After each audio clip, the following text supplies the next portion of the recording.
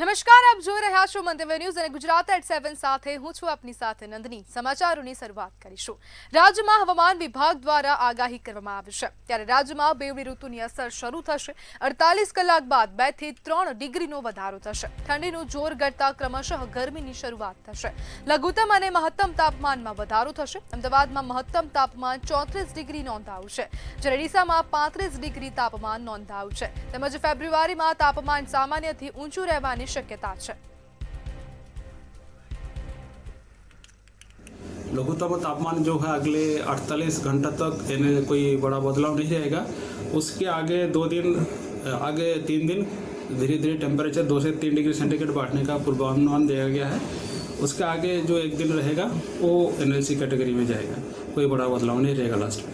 और जो उच्चतम तापमान है इसमें अगले 4 दिन तक कोई बड़ा बदलाव नहीं रहेगा, लेकिन thereafter gradual rise by 2 से 3 डिग्री सेंटीग्रेड बढ़ने का संभावना है। और जो उच्चतम तापमान का बात किया, अभी जो कोस्टल क्षेत्रों में अभी पवन का दिशा जो रहेगा।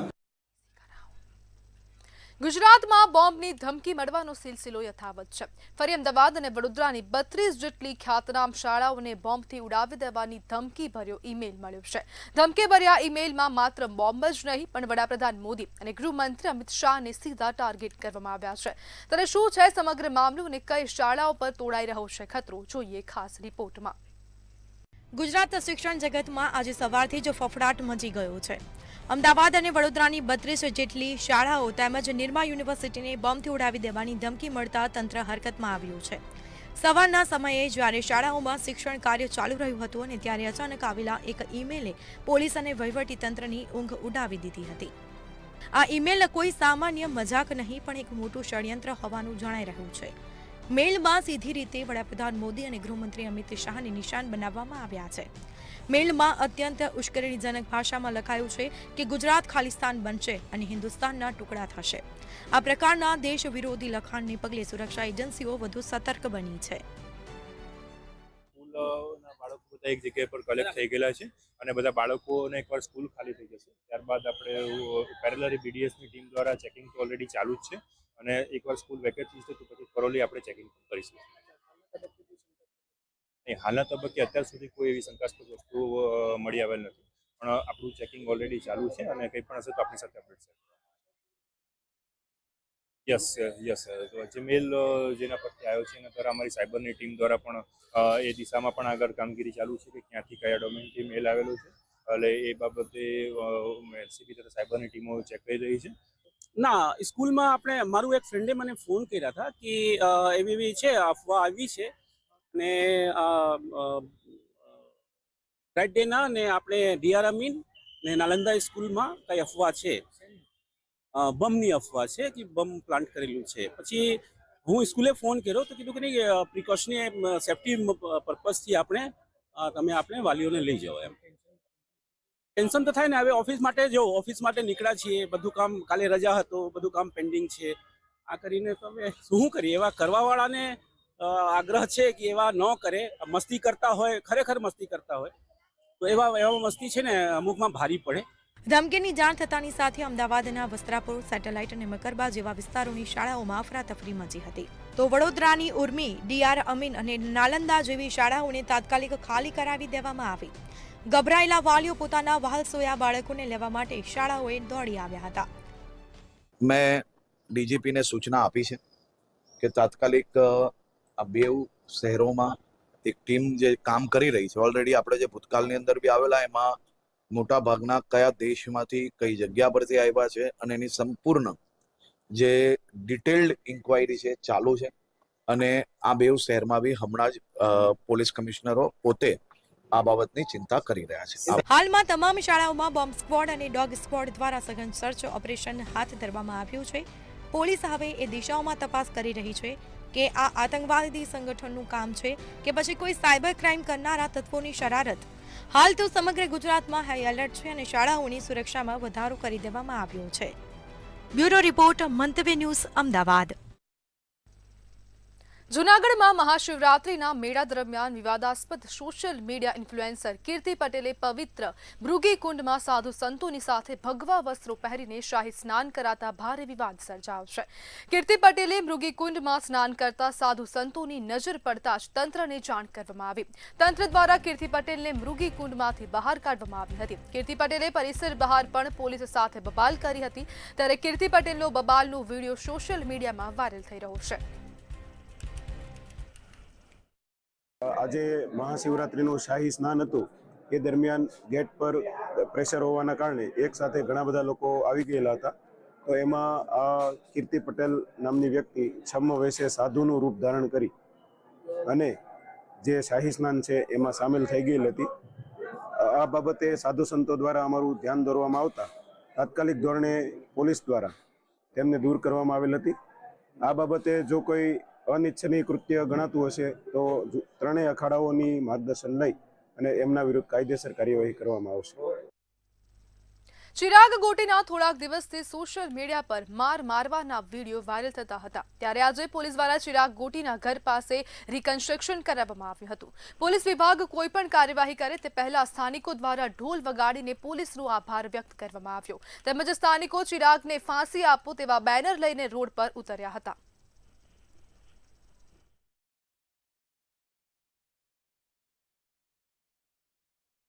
ચિરાગ ગોટી કે જે આ વિસ્તારનો લુખ્ખો છે એના વિરુદ્ધમાં 10થી વધુ ગુના દાખલ થયેલા છે.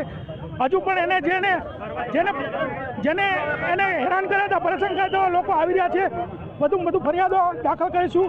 એની ગુસ્સી ટોકરી કાર્યવાહી પણ કરીશું અને આનાથી પણ વધારે થતું હોય તો એ પણ કરીશું. કેટલો લોકો કઈ રીતે જોડાય આજે ગુનાહિત ઇતિહાસમાં કદાચ પહેલીવાર આટલા બધા લોકોને એનાથી ખૂબ ત્રાસ હતો. એ બતાવે છે કે લોકો જે વિડીયો બહાર આવ્યા હતા એનાથી લોકોમાં એક જન આક્રોશ થયો હતો અને લોકો કહેતા હતા કે આનો વરઘોડો ક્યારે નીકળશે. તો આજે પણ નીકળ્યો ને હજી જેટલા ગુનામાં આવશે એટલા વખત વરઘોડો એનો કાઢવામાં આવશે. બોટાદમાં કોંગ્રેસના કાર્યકરોએ રસ્તા રોકો આંદોલન કરી ચક્કાજામ કર્યું હતું. દીનદયાળ ચોકમાં રસ્તા વચ્ચે બેસી સૂત્રોચ્ચાર કરી વિરોધ કરવામાં આવ્યો. ગૌચરની જમીન પર સોલાર કંપનીએ દબાણ કરવાના મુદ્દે રસ્તો ચક્કાજામ કરવામાં આવ્યો છે. પોલીસે પહોંચીને વિરોધ કરી રહેલા 50થી વધુ કાર્યકરોની અટકાયત કરી છે. એક મહિનામાં દબાણો દૂર નહીં થાય તો ઉગ્ર આંદોલનની ચીમકી ઉચ્ચારવામાં આવી. રાણપુર તાલુકાના ચંદરવા ગામમાં જે સોલાર પ્લાન્ટ આવેલો છે આજે રાણપુર તાલુકાના ચંદરવા ગામમાં જે સોલાર પ્લાન્ટ આવેલો છે ક્યાંક ને ક્યાંક અમને આશંકા છે કે એ સોલાર પ્લાન્ટમાં 10 હેક્ટર જમીન હેતુફેર કરીને જે ગૌચર જમીન છે તે સોલાર પ્લાન્ટને આપી દેવામાં આવી છે અને જે ગાય માતાની જમીન છે તે સોલાર પ્લાન્ટને પધરાવી દેવામાં આવી છે. અમારી એક જ માંગણી છે કે ગૌચર જમીન કોઈ પણ હિસાબે ખાલી કરવામાં આવે. સોલાર પ્લાન્ટથી રાણપુર તાલુકાને ચંદરવા ગામને બોટાદ જિલ્લાને શું ફાયદો? બોટાદ જિલ્લાનું ગામ ચંદરવા ત્યાં જે સોલાર પ્લાન્ટ આવ્યો છે એ સોલાર પ્લાન્ટમાં ક્યાંક ને ક્યાંક ગૌચર જમીન ઉપર એ લોકોએ કામ કરી નાખ્યું છે. 2019માં જે બનાવ બનેલો છે એ સોલાર. તો અમારી એક જ માંગ છે આવનારા દિવસોમાં સરકાર અને તંત્રને કે સોલાર પ્લાન્ટની વ્યવસ્થિત જાંચ થાય અને અમારું ગૌચર જે સોલાર પ્લાન્ટમાં છે એ અમને કાઢી અને પ્રત કરે ગૌચર ગોવાળ માલધારી સમાજને. અને જો આ પ્રશ્ન તમે સોલ્વ નહીં કરો તો અમે બોટાદ જિલ્લા યુથ કોંગ્રેસ 1 મહિનાનું અલ્ટિમેટમ આપી છે. 1 મહિનાની અંદર બોટાદ જિલ્લામાં ઉગ્રથી ઉગ્ર આંદોલન થશે. ભાવનગરમાં આજે મનપાનું બુલડોઝર ફરી વળ્યું છે. ગંગાજળિયા તળાવ અને રૂપમ ચોક વિસ્તારમાં લાંબા સમયથી નડતરરૂપ દબાણો પર તંત્રએ કડક કાર્યવાહી કરી છે. મૌખિક રજૂઆતો છતાં દબાણ ન હટાવનારા તત્વો સામે લાલ આંખ કરી મનપાની ટીમે તમામ સામાન જપ્ત કર્યો છે. શહેરને ટ્રાફિક મુક્ત કરવા માટે આગામી દિવસોમાં પણ આ ક્લીનઅપ ઓપરેશન યથાવત રહેશે.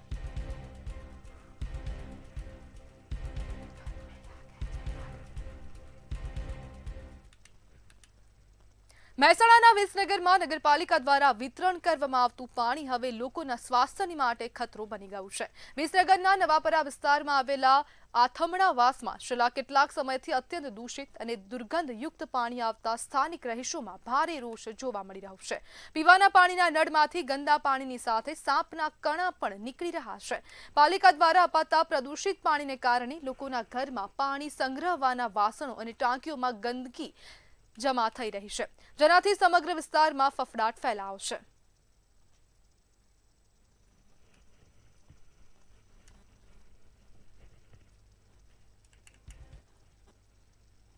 વાવથરાદના હરિપુરા પ્લોટ વિસ્તારમાં ગંદા પાણીની સમસ્યા સામે આવી છે. સ્થાનિકો દ્વારા પીવાનું પાણી ગંદુ અને દુર્ગંધ મારતું આવતું હોવાના આક્ષેપ કરવામાં આવ્યા છે. તેમજ પીવાનું પાણી ચોખ્ખું ન મળતા સ્થાનિક લોકોમાં ભારે રોષ જોવા મળી રહ્યો છે. ત્યારે સ્થાનિકોએ કલેક્ટર કચેરીએ માટલા ફોડ કાર્યક્રમની ચીમકી ઉચ્ચારી હતી અને વહેલી તકે શુદ્ધ પીવાનું પાણી પહોંચાડાય તેવી માંગ કરી હતી.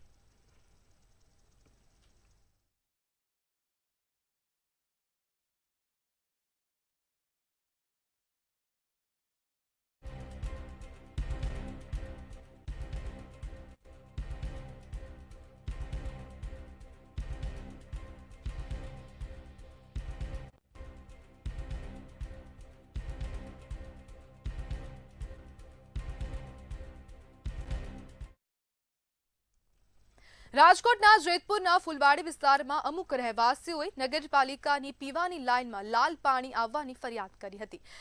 છેલ્લા અઠવાડિયાથી નળ વાટે લાલ પાણી આવતા રહીશો પરેશાન થયા હતા. ત્યારે જેતપુર નગરપાલિકાના ચીફ ઓફિસરના જણાવ્યા મુજબ નગરપાલિકા દ્વારા ત્યાં રસ્તાનું કામકાજ ચાલુ હોય તેના કારણે ક્યાંક નગરપાલિકાની પાઇપલાઇનમાં ફોલ્ટ આવ્યો હશે, જેના અંગે પાણી પુરવઠાના સ્ટાફને સૂચના આપવામાં આવી છે. ફોલ્ટ દૂર થાય ત્યાં સુધી શુદ્ધ ટેન્કર દ્વારા ત્યાંના રહીશોને પાણી પૂરું પાડવામાં આવશે.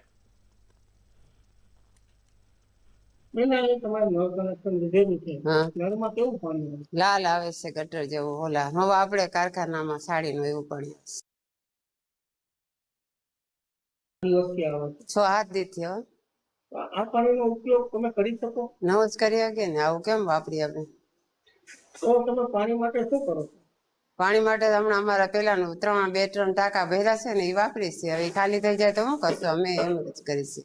નગરપાલિકાનો ત્યાં બાજુના જ બીજી ગલીની અંદર રસ્તાઓનું કામ શરૂ છે, એના કારણે ક્રોસિંગના લીધે કોઈ જગ્યાએ લાઈન તૂટી હોય એવું માલુમ પડેલ છે. તમારા દ્વારા અત્યારે જ મારા ધ્યાને મૂકવામાં આવેલું છે અને મેં પાણી પુરવઠાને સૂચના આપી દીધી છે કે તાત્કાલિક ધોરણે એનું નિરાકરણ લાવે અને ચોખ્ખું પાણી મળે એવું કરે. અમદાવાદના નારોલ વિસ્તારમાં કોર્પોરેશન દ્વારા થોડા સમય પહેલા જ બનાવેલો આઇકોનિક રોડ તોડી પાડવામાં આવ્યો છે. આ 3 લેયર રોડ આખો બની ગયો ત્યાં સુધી અધિકારીઓને ગટરની કામગીરી યાદ ન આવી. રોડની કામગીરી પૂર્ણ થઈ ગયા બાદ યાદ આવ્યું કે મુખ્ય ગટરની લાઇન નાખવાની બાકી રહી છે, જેથી ફરી આખો રોડ તોડીને ગટરની કામગીરી શરૂ કરવામાં આવી. મુખ્ય રોડ પર 6 થી 7 ફૂટ ઊંડા ખાડા કરવામાં આવ્યા છે, જ્યાં કોઈ સેફટી પણ રાખવામાં આવી નથી. બીજી બાજુમાં જ રેસિડેન્સ વિસ્તાર છે, તેમ છતાં અધિકારીઓ દ્વારા કોઈ પણ સેફટી રાખવામાં આવી નથી. ત્યારે કોર્પોરેશનના વાંકે પ્રજાને હેરાન થવાનો વારો આવી રહ્યો છે. 1 વર્ષથી સતત ડિવાઈડર આપેલો છે અને રોંગ સાઈડમાં લગભગ 1 વર્ષથી બધા રોંગ સાઈડોમાં આવે. હવે રોડ વચ્ચે એમને આરસીસીનો આખો ચોરસ પટ્ટો ભરીને મૂકી દીધો છે. હવે રાતે અંધારામાં તો 2 વ્હીલરવાળા એટલા બેફામ આવે, રિક્ષાવાળા સીધા જતા 2 વ્હીલરવાળા ઓવરટેક કરીને અમે રિક્ષાવાળાને ભટકાઈ જાય. હમણાં 3 રિક્ષાવાળાને પલટી ખવડાવી દીધી. આખી નવી ગાડીઓની પલટી ખવડાવી દીધી અને કોઈ આ ફ્લેટની અંદર 3 ખાડા છે ને 1 વર્ષથી ચાલે છે.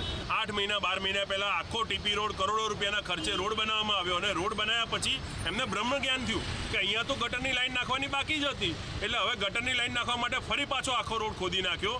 હવે રોડ ખોદ્યા બાદ લોકોના પૈસા તો કરોડો રૂપિયા પાણીમાં નાખ્યા જ આ લોકોએ, પણ સાથે સાથે લોકોના જીવ પણ જોખમમાં નાખી રહ્યા છે. આપ મારી પાછળ જોઈ શકો છો કે કેવી રીતે ગટરનું કામ કરવામાં આવ્યું છે અને 40 ફૂટ ઊંડા ખાડાઓ ખોદીને અહીંયા આગળ ખુલ્લું મૂકી દેવામાં આવ્યું છે. પાછળ આખું રેસિડેન્શિયલ બિલ્ડિંગ છે. નાનું છોકરું રમતું આવે જો આ ખાડામાં પડે દુર્ઘટના થાય તો જવાબદારી કોની? કડી તાલુકાના અગોલ ગામમાં રસ્તાનો વિવાદ સામે આવ્યો હતો. અમદાવાદની કન્સ્ટ્રક્શન કંપનીએ કાચો નેડિયાનો રસ્તો દબાવી દેતા વિવાદ સર્જાયો હતો. કાચો રસ્તો દબાવી દિવાલ બનાવી દેવામાં આવી હતી. જૂનો રસ્તો બંધ થઈ જતા ખેડૂતોને અવરજવરમાં મુશ્કેલી પડી રહી છે.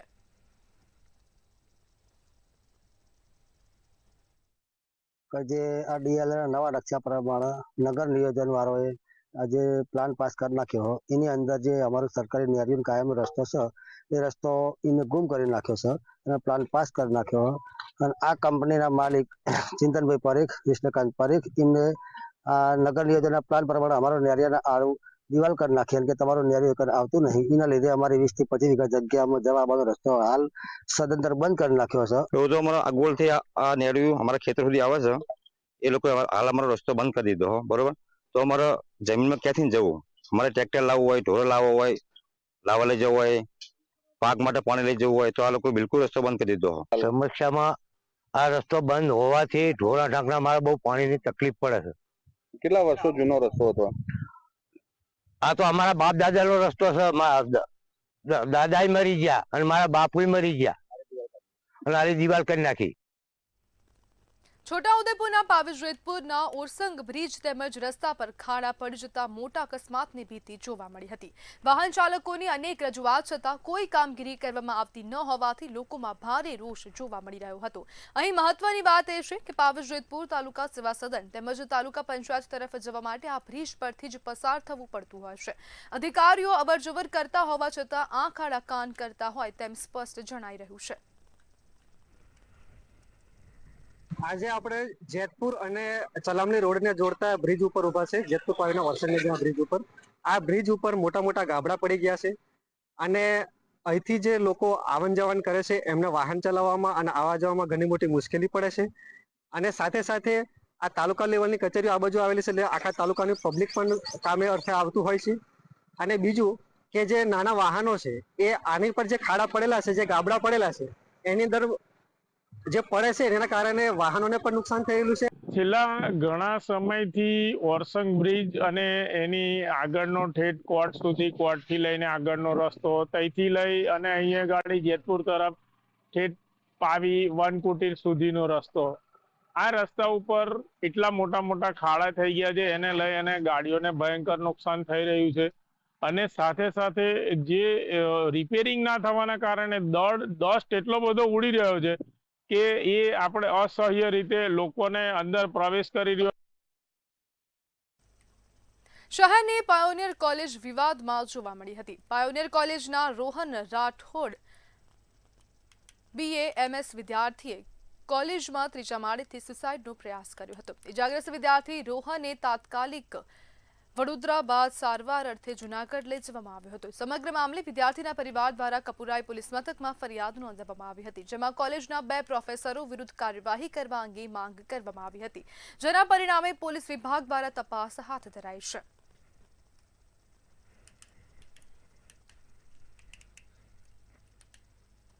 અમદાવાદની 7th ડે સ્કૂલ ફરી એક વખત વિવાદમાં આવી છે, જેમાં સ્કૂલ સંચાલકો દ્વારા RTE અંતર્ગત વર્ષ 2017-18થી અંદાજિત 8000 જેટલા વિદ્યાર્થીઓને પ્રવેશ અપાયો નથી અને બાળકોને પ્રવેશથી વંચિત રાખી 19 કરોડ રૂપિયા ફી વસૂલ કરી છે. આ સમગ્ર મામલો હાઈકોર્ટમાં ચાલી રહ્યો છે અને કોર્ટના આદેશ મુજબ કાયદેસરની કાર્યવાહી હાથ ધરવામાં આવશે. અત્યાર સુધીમાં જો RTE હેઠળ પ્રવેશ આપવામાં આવ્યો હોય તો સદર શાળામાં 8000થી વધુ વિદ્યાર્થીઓ જે છે એ ચોક્કસ પ્રવેશ મેળવી શક્યા હોત અને આ વિદ્યાર્થીઓ જે છે એ મફત આ શાળામાં શિક્ષણ મેળવી શકત. જેમની જગ્યાએ અહીંયા આ શાળામાં નોન RTE વિદ્યાર્થીઓને પ્રવેશ આપી અને તેમની અંદાજિત જો ફીઝનું સ્ટ્રક્ચર છે તે પ્રમાણે કરીએ તો 19 કરોડથી વધારે ફીસ એકત્રિત કરેલી હોય તેવું જણાય. પરંતુ આખી એ પ્રક્રિયા જે છે ન્યાયિક પ્રક્રિયા છે એટલે અત્યારે એ વિષય ઉપર ચોક્કસ કોઈ પ્રકારે કમેન્ટ ન આપી શકાય. અમદાવાદના નારોલ વિસ્તારમાં ઘરેલુ ઝઘડો હત્યા સુધી પહોંચ્યો હતો. પત્ની લાંબા સમયથી પિયરમાં રહેતી હોવાની બાબતે પતિ અને સસરા વચ્ચે વારંવાર બોલાચાલી થતી હતી. ઘટના દિવસે પણ આ જ મુદ્દે ઉગ્ર ઝઘડો થયો હતો. વાત એટલી બકરી ગઈ કે જમાઈએ ગુસ્સામાં આવીને સસરા પર હુમલો કર્યો હતો. મારામારી દરમિયાન સસરાને ગંભીર ઇજાઓ પહોંચતા તેમનું મોત નીપજ્યું હતું. આ સમગ્ર ઘટનામાં કુલ 3 લોકોની સંડોવણી સામે આવી છે. ત્યારે નારોલ પોલીસે ત્રણેય આરોપીઓની ધરપકડ કરી કડક કાર્યવાહી કરવાની ખાતરી આપી છે. આરોપીઓ ઇબ્રાહિમ, નાસિરભાઈ, મંસૂરી, મુસ્તુફા અને નસીફા વગેરે દાણી લીમડાના રહેવાસી છે અને મરણ જનારના બેભાઈ છે. સામે એમના દીકરાના વાઇફ છે એ અહીંયા પિયરમાં હોવાથી ઘણા બધા દિવસથી રોકાણ કરેલું હોય અને એનાથી નારાજ થઈ પોતે સાસરીમાં આવી અને પોતાના સસરા ઉપર હુમલો કરી અને મદદગારીમાં એમનો ભાઈ અને તેમની માતા પણ સાથે રાખી ગુનો આચરે. ત્રણેય આરોપીને પોલીસે અત્યારે અટકાયત કરેલ છે અને પૂછપરછ ચાલુ છે. અમદાવાદના મણિનગર વિસ્તારમાં સતત વધી રહેલી વાહન ચોરીની ઘટનાઓ વચ્ચે પોલીસને મોટી સફળતા મળી છે. મણિનગર પોલીસે 5 વાહનોની ચોરીના ગુનામાં સંડોવાયેલા એક આરોપીને ઝડપી પાડ્યો છે. પોલીસ તપાસમાં સામે આવ્યું છે કે આરોપી ચોરાયેલા વાહનોને તોડી તેના અલગ પાર્ટ્સ બનાવી બજારમાં વેચી નાખતો હતો, જેના કારણે વાહન માલિકોને ભારે આર્થિક નુકસાન વેઠવું પડ્યું હતું. આરોપી અગાઉ કેટલા વાહનોની ચોરી કરી છે તે દિશામાં તપાસ તેજ કરવામાં આવી છે. આ લોકો રાજસ્થાનથી આવી અહીંયા ઘરઘાટી અને અન્ય છૂટક મજૂરી કરી અને અમદાવાદ શહેરમાં અલગ અલગ જગ્યાએ અલગ અલગ પોલીસ સ્ટેશન વિસ્તારમાંથી વ્હીકલો ચોરતા હતા, એને ડાયરેક્ટ કરતા હતા અને રાજસ્થાન જઈ એને વેચી કાઢતા. એટલે અમારા ડિસ્ટર્બ પીએસઆઈને બાતમી મળતા તેમણે આરોપીઓને પકડી પૂછપરછ કરી 5 જેટલા વ્હીકલ રિકવર કર્યા છે અને અલગ અલગ પોલીસ સ્ટેશનમાં એમને રિપોર્ટ કર્યો છે. સમાચારમાં આગળ વાત કરીએ તો ગાંધીનગર ખાતેથી સમાચાર સામે આવી રહ્યા છે. આવતીકાલે ભાજપની કાર્યશાળા યોજાશે. તો મહત્વપૂર્ણ સમાચાર ગાંધીનગરથી સામે આવ્યા. આવતીકાલે ભાજપની કાર્યશાળા યોજાશે. પ્રદેશ પ્રમુખની અધ્યક્ષતામાં આ કાર્યશાળાનું આયોજન કરવામાં આવ્યું છે. તો પ્રદેશ પ્રમુખની ખાસ ઉપસ્થિતિ જોવા મળશે. ભાજપ પ્રદેશ કાર્યાલય કમલમ ખાતે આ કાર્યશાળાનું આયોજન કરવામાં આવ્યું છે. સંગઠન મહામંત્રી રત્નાકર પણ હાજર રહેશે. તો પ્રદેશ પ્રમુખની અધ્યક્ષતામાં આ બેઠકનું આજે કાર્યશાળા છે તેનું આયોજન કરવામાં આવ્યું છે. પ્રશિક્ષણ મહાઅભિયાન અંતર્ગત પ્રદેશ કાર્યશાળા યોજવામાં આવી છે. તો મહત્વપૂર્ણ સમાચાર આવતીકાલે ભાજપની કાર્યશાળાનું આયોજન કરવામાં આવ્યું છે, જેમાં પ્રદેશ પ્રમુખની અધ્યક્ષતામાં કાર્યશાળા યોજાશે. તો આવતીકાલે કાર્યશાળાનું આયોજન કમલમ ખાતે કરવામાં આવ્યું છે.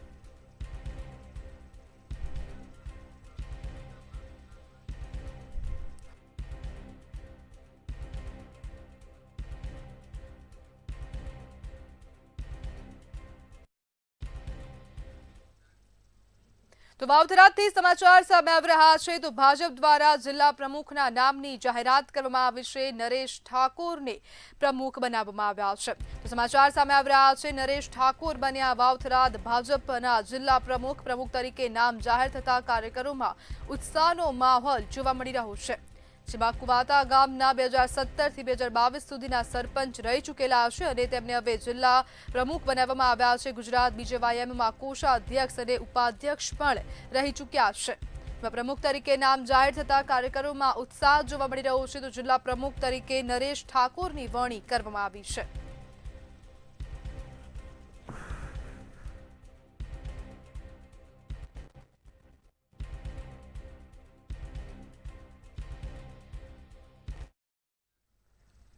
તો સમાચારમાં હાલ બસ આટલું જ. વધુ માહિતી માટે જોતા રહો મંતવ્ય ન્યૂઝ. નમસ્કાર.